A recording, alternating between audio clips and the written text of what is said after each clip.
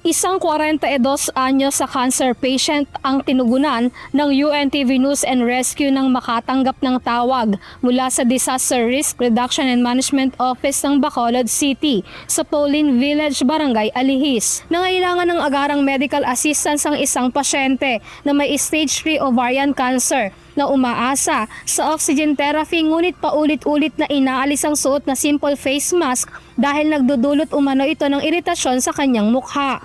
Bilang tugon, pinalitan ng rescue team ang oxygen device at kalaunan ay naging komportable na ang pasyente. Matapos maisagawa ang pagpapalit ng oxygen device, bumuti ang kanyang oxygen saturation at patuloy na minonitor ng team ang kanyang vital signs upang matiyak na nananatiling matatag ang kanyang kondisyon. Agad naming pinalitan ng nasal cannula para maging maayos yung pagkalagay sa kanyang mukha at naging okay na yung yung otosat.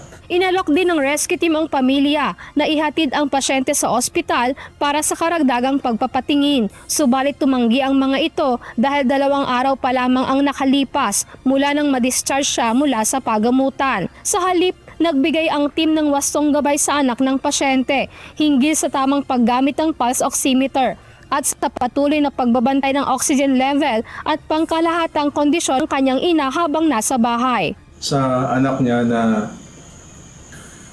huwag na lang daw magpadala sa ospital. Kaya agad naman naming tinuruan yung kanyang anak na kung paano gamitin yung pulse oximeter na nakalagay sa kanyang daliri. At yun, bali yun na lang yung pinamonitor namin sa kanya. Sa mga nangangailangan ng agarang tulong sa panahon ng aksidente o sakuna, maaaring makipag-ugnayan sa UNTV News and Rescue Hotline 8911-UNTV o 8911-8688. Lizel Nael, UNTV News and Rescue. Diyos ang aming sandigan, serbisyo publiko ang aming pinahahalagahan.